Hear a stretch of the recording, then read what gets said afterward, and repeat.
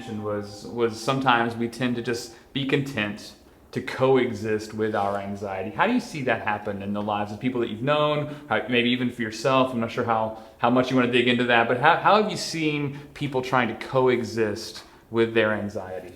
We make it a normal part of our life. We talk about how stressed we are. We have emojis for it. Yeah. I mean, the fact that we make a joke out of being stressed out. Okay. We make a joke out of it with our text messages and our Facebook posts.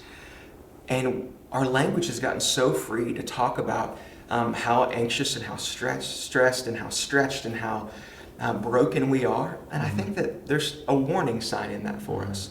If we are those things and we're not pursuing the Lord, then there's a problem there. We're claiming to know there's an antidote to a poison within us that we're not willing to drink. Right. Or we are and not seeing success. And we have to ask the question, are we really walking in the paths the Lord has for us? Yeah. I've seen a number of times, because our culture is getting more therapized all the time, that we use the language in our everyday back and forth in conversation, like it's not something that really is causing a level of brokenness for so many people.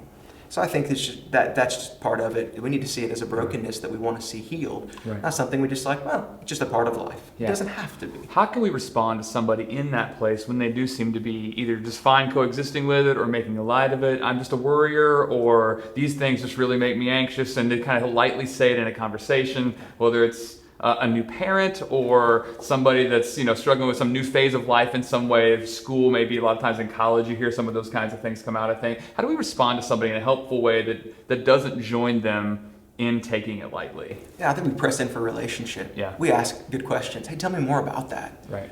What's going on there? How can I help you?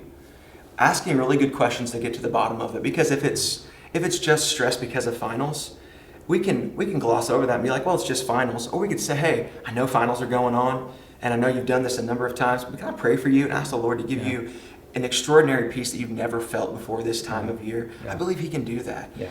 And that's going to increase their faith. It's going to grow them closer to the Lord. It's going to be an exercise of my own faith as I'm seeking to care for someone and carry their burdens with them. So I think pressing in a relationship, it's that culture of fine we talk about. I talk about a lot at August Gate. It's the Christian F word.